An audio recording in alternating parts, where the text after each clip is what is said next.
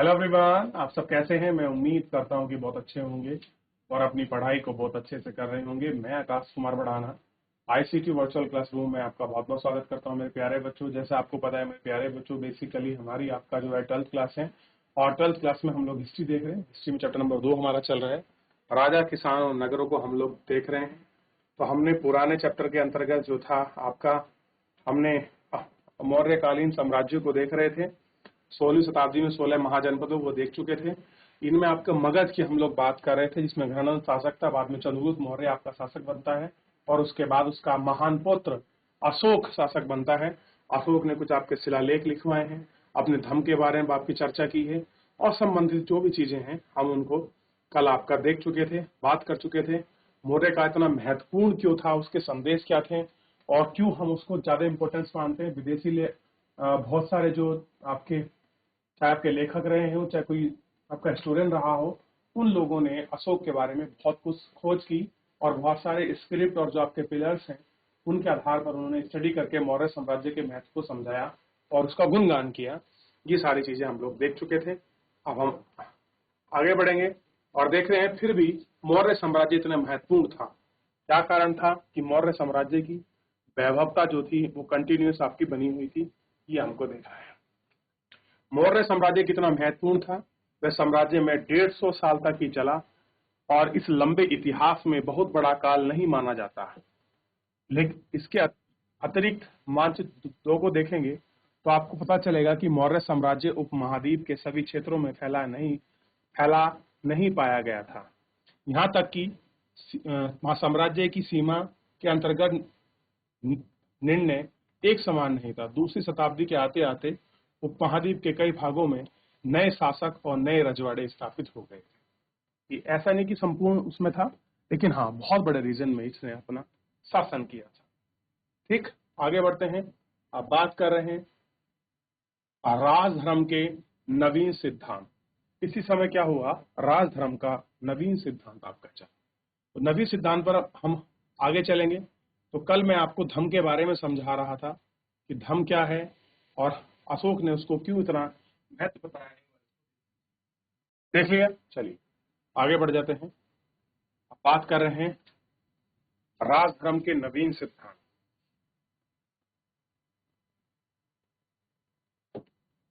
दक्षिण के राजा और सरदार उपमहाद्वीप के दक्षिण और उसके दक्षिणी क्षेत्रों में स्थित मां तमिलकम अथवा तमिलनाडु एवं आंध्र प्रदेश और केरल के कुछ हिस्से में चोल, चेर और पांड्य जैसे, कौन कौन से, ध्यान दीजिए, चोल, चेर और पांड्या, ये 3 ही आपका दक्षिण भारत के प्रमुख राजवंश आपके रहे हैं। आप इनको पढ़ोगे, चोल, चेल, पांड्य, ये प्रमुख रहे हैं। ठीक, ये राज्य बहुत ही समृद्ध और स्थायी सिद्ध हुए। कैसे थे? बहुत समृद्ध और स्थायी आपका सिद्ध। ठीक है, ये आपको देखिए। चलिए, हो गया। सरदार और सरदारी। सरदार एक शक्तिशाली व्यक्ति होता था जिसका पद वंशानुगत भी हो सकता था, यानी कि जरूरी नहीं कि वो वंशानुगत हो भी सकता था, ऐसा कंडीशन नहीं है कि नहीं हो सकता और नहीं भी हो सकता। आप समर्थक यानी कि खानदान के लोग ही हैं। सरदार के कार्य में विशेष अनुष्ठान संचालन, समय के साथ साथ नेतृत्व करना, विवादों को सुलझाने के माध्यम से भूमिका निभाना शामिल था। वे अपने अधीन लोगों को भेंट लाते थे, जबकि राजा कर वसूली करते थे। अपने समर्थक उस भेंट का वितरण किया करते थे। सरदार समांतर कोई स्थायी सेना ये चीजें आपका वगैरह नहीं रखते थे। ये आप इसमें देख सकते हैं। ठीक है, हमें इन 2 राज्यों के बारे में प्रारंभिक प्रकार के स्रोत की जानकारी मिलती है। उदाहरण के तौर पर प्राचीन तमिल संगम ग्रंथ में ऐसी कविताएं हैं जो सरदारों का वितरण कर देती हैं। उन्हें अपने स्रोत का संकलन किस प्रकार किया जाता है, कैसा है, किस प्रकार करते हैं। कई सरदार और राजा लंबी दूरी के व्यापार द्वारा राजस्व जुटाते हैं। इनमें मध्य पश्चिमी भारत के क्षेत्र पर शासन करने वाला सातवाहन लगभग 2वीं शताब्दी ईसा पूर्व शताब्दी तक था। उपमहाद्वीप के पश्चिमी उत्तर और पश्चिमी शासन करने वाले में एशियाई मूल के शक शासक शामिल थे। इनमें से सामाजिक उद्गम के बारे में अधिक जानकारी तो नहीं है, यार इनके अधिक जानकारी तो नहीं है, लेकिन जैसा हम सातवाहन शासकों के बारे में हम अध्याय 3 में पढ़ेंगे कि एक बार सत्ता के आने के बाद उन्होंने सामाजिक अस्तित्व का दावा किया और उसे देखा। कैसा है?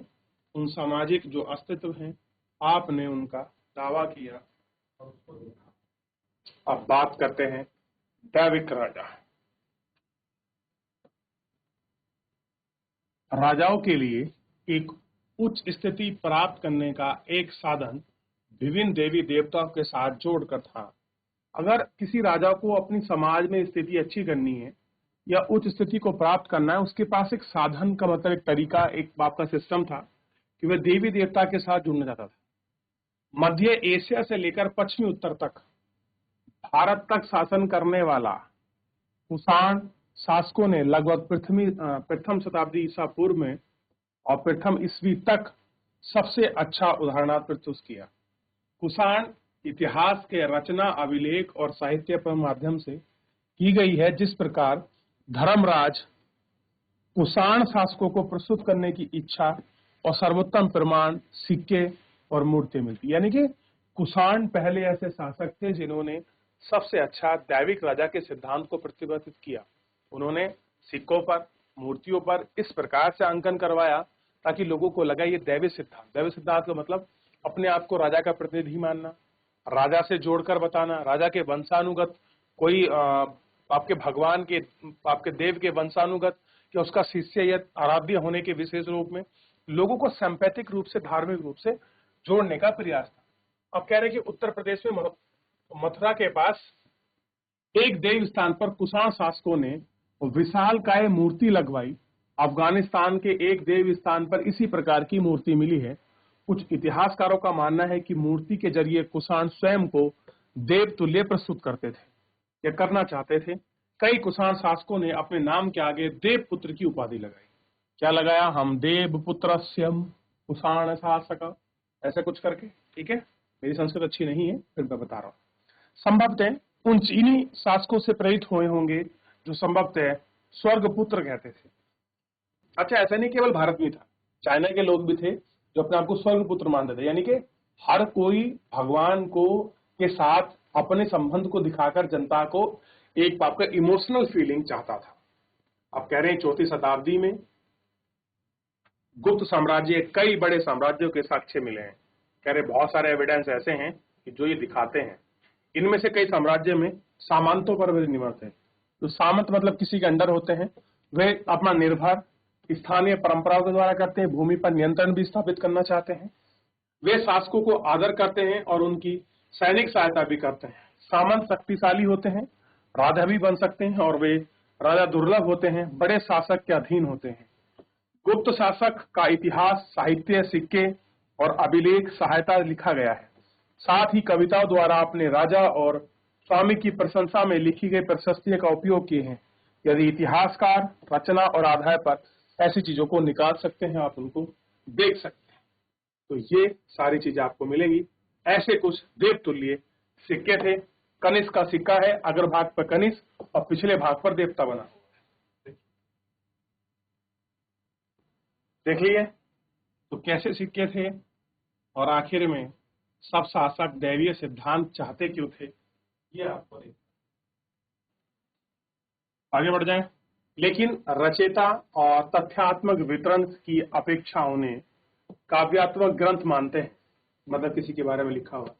उदाहरण के तौर पर इलाहाबाद स्तंभ, कौन सा? इलाहाबाद स्तंभ अभिलेख नाम से प्रसिद्ध प्रयाग प्रशस्ति की रचना हरीश सेन ने, जो स्वयं गुप्त शासकों के संभवतः शक्तिशाली समुद्रगुप्त के राज दरबार कवि ने संस्कृत में लिखी थी। अब क्यों ना हो, जब कोई व्यक्ति किसी के राज दरबार में है तो वो अपने राजा की प्रशंसा लिखेगा ही। क्लियर है? और कोई किसी के दरबार में रह रहा है तो उसे थोड़ी बगावत करेगा, वो राजा के दरबार में उसकी प्रशंसा को लिखेगा। और कुछ ऐसा ही हुआ। ठीक है, और देखिए इस प्रकार इस मूर्ति में ऐसी क्या विशेषता है कि यह प्रतिमा एक राजा की मूर्ति है। देखिए सर नहीं है, बाकी सब कुछ है, दिखाई दे रहा, देख रहे हो, अलग प्रकार की प्रतिमा है, ये आपको दिखाई देगी। चलिए, यह प्रयाग प्रशस्ति का एक अंग है। किसका है? समुद्रगुप्त हरिसेन। धरती पर उनका कोई प्रतिद्वंदी नहीं था, यानी कि कोई कंप्यूटर नहीं था। अनेक गुण और शुभ कार्यों से संपन्न थे। उनके पैर में, वहां तलवे में राजाओं के यश को मिटा दिया। वे परमात्मा पुरुष हैं। साधु भले ही समृद्ध और असाधु बुरे के विनाश के कारण होते हैं। वे अज्ञ हैं और उनके कोमल हृदय को भक्ति और विनय का ही वश में किया जा सकता है। वे करुणा से भरे हुए हैं। वे अनेक प्रकार के शास्त्र गाय और दाता हैं। मस्तिष्क की दीक्षा दुखी हरणियों और पीढ़ी के उद्धार के लिए की गई है। मानवता के लिए दिव्यामय उदारता की प्रतिमा है। देवताओं में कुबेर के धन और वरुण यानी के समुद्र के देव, इंद्र यानी के वर्षा के देव और यम यानी के मृत्यु के देव के ऊपर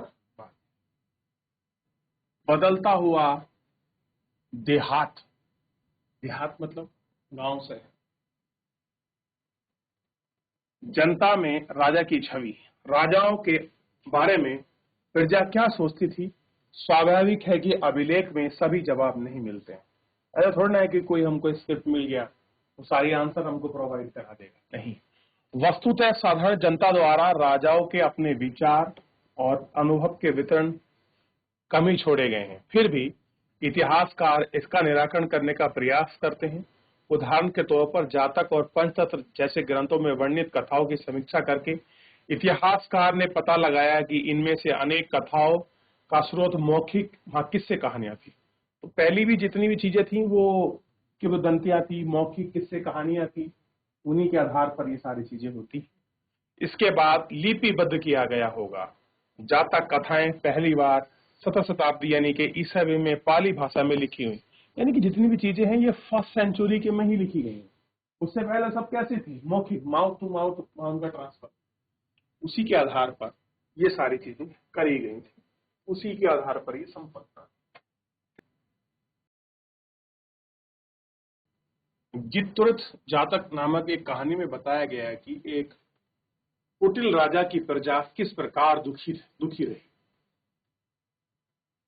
इन लोगों ने वृद्ध महिला, पुरुष, किसान, शासक, ग्रामीण, बालक, यहाँ तक भी जानवर शामिल है।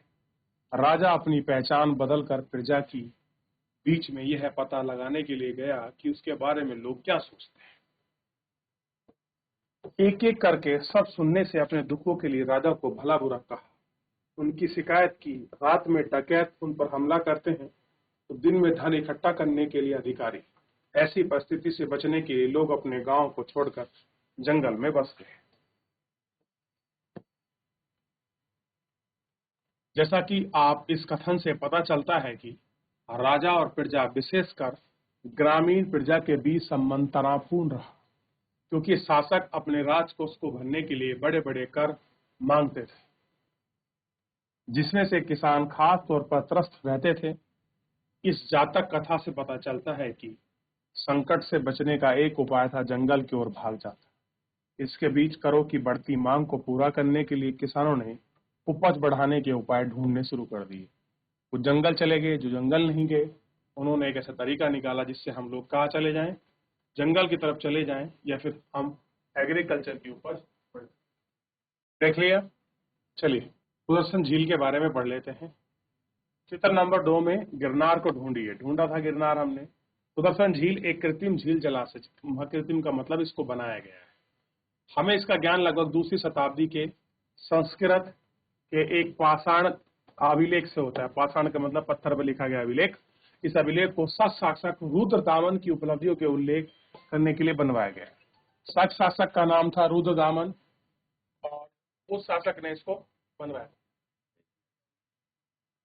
ठीक इस तरह के अभिलेख में कहा गया है कि जल द्वारों और तटबंध द्वारा बनाए गए झील का निर्माण मौर्य काल के लिए एक स्थानीय राज्यपाल द्वारा किया गया था, लेकिन भीषण तूफान के कारण तटबंध टूट गए, सारा पानी बह गया।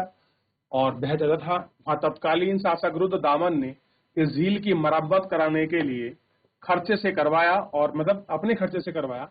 इसके लिए अपनी प्रजा का कर भी नहीं लिया। इस पाषाण खंड की एक अभिलेख 5वीं शताब्दी में है। गुप्त वंश का एक शासक के बारे में फिर इसके लिए उल्लेख है। और आप जानते हैं कि सुदर्शन झील का निर्माण किसने कराया था, अब आपने पढ़ लिया है। और ये है वो गिरनार जगह जिसकी हम बात कर रहे थे, जहां वो था।